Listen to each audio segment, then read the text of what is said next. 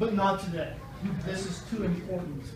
So the worst thing I can do, or you can do, is a speaker would stand up and read. Guess what I'm going to do? So bear with me, because again, this is too important to me. I want to say what I mean and what I feel. Ron, remember that time we all went to Don Juan's restaurant for your graduation thing? Yeah, that was pretty cool. I know it's going to be hard for you to believe, but that's the last joke I'm going to say. You get serious, Mark, today. So bear with me here. I know we're all here to congratulate her on her completion of school, but before I say anything about Bronwyn, I want to congratulate Jan and Don first. You truly have raised Bronwyn right. I know you're proud of her and her accomplishments, but you should be congratulated on your guidance and love that have produced such a wonderful young woman. All of us here thank you, Jan and Don, for sharing Bronwyn with us. Bronwyn, in all sincerity, we're all so proud of you as we join you and your family in celebrating you today. Beth, Gracie, and I have had the privilege of watching you grow up, and we're thankful that we have been and that we are a part of your life. Bronwyn's generation gets the usual knocks by us older folks. Probably the same knocks we got from our parents' generation. But after getting the opportunity to attend my nephew's college graduation last weekend and getting to be here today and be with Bronwyn and a lot of these other youth, I feel pretty good about this generation. For those of us from your church, we've had the opportunity to be around you since you were 9, and now you're graduating from high school. I remember coming back to the church one Sunday after lunch, and our church was on Shanna Lane at that point in time, and Don and Bronwyn were engaged in some sort of standing wrestling game where they were trying to knock each other off of their spot. And I just smile thinking back to that, at the thought of plain old fun you two were having, and simply enjoying being together as a father and a daughter. When you're last in getting to make comments, you've got to worry about people having stolen something that you were going to say. Actually, right here, I was going to talk about you're being almost arrested in the parking lot of Fairway Drive for playing hooky and being truant from school. But, we've already heard that story, so I'll move on. But also, I've also wondered for a long time, because at our church, there's always a group after church that goes out to lunch. And for a long time, I wondered, why did Bronwyn always seem to sit near Jim? And then I overheard one day Jim, before ordering, talking to Bronwyn about, now, if we order this, how much of it you're going to eat, and if we do that, then we can split dessert later on. So tag team dessert partners, you two are. But also know how strong a relationship you two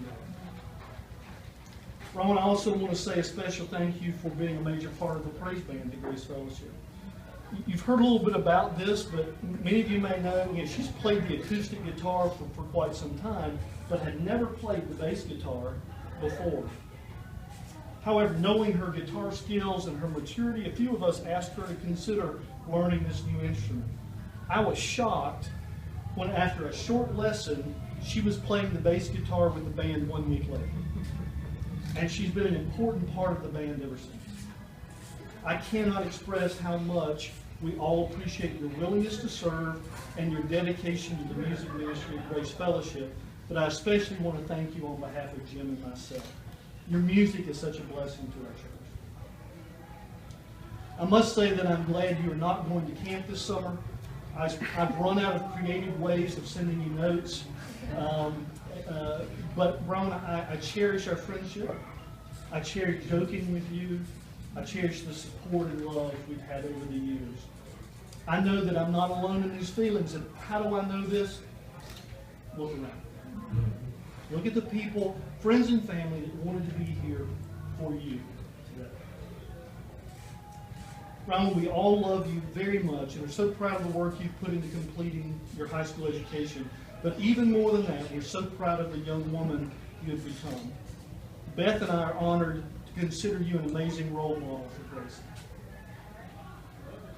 Continue to put your trust and faith in your Savior. Love your parents.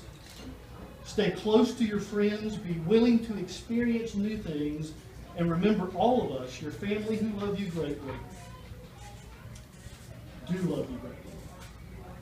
You know, on a day like this, I'm supposed to give you great sage advice to go out into the world. And you know me well, and I'm probably the last one you would ask for great sage advice. But like Don, I have a poem that I want to share that I think has some pretty good advice for you. This poem is entitled Anyway. People are often unreasonable, illogical, and self-centered. Forgive them anyway. If you are kind, people may accuse you of selfish, ulterior motives. Be kind anyway.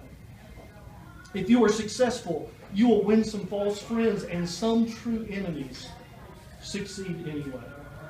If you are honest and frank, people may cheat you. Be honest and frank anyway. What you spend years building, someone could destroy overnight. Build anyway. If you find serenity and happiness, they may be jealous. Be happy anyway. The good you do today, people will often forget tomorrow. Do good anyway. Give the world the best you have, and it may never be enough. Give the world the best you've got anyway. You see, in the final analysis, it is between you and God. It was never between you and them anyway. Brian, I offer my congratulations, but I've got one other thing I want to share with you. You know, it's customary at events like this that you bring a gift, and somewhere here we've got a gift for you, as many people do. Because it's a way of showing the individual how proud we are of their accomplishment. However, I've got a special gift for you. It took my entire family to put this gift together, and we finished it 5 minutes before we got in the car. You know, and I know for the immediate future you're thinking of continuing your education locally. So I fully expect to get to see you on Sundays and be in the band with you and get to interact with you, Don and Jan, regularly. But I know there will come a day when you'll move away for school or just as you get older to pursue life. But I need a way to ensure that I can still be regularly in contact with you. So I wanted to say that as of this morning, I am no longer Mark Facebookless Hensley.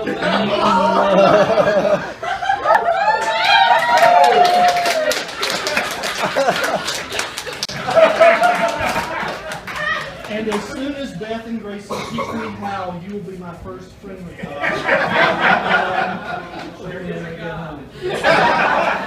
Brian, we love you. Congratulations.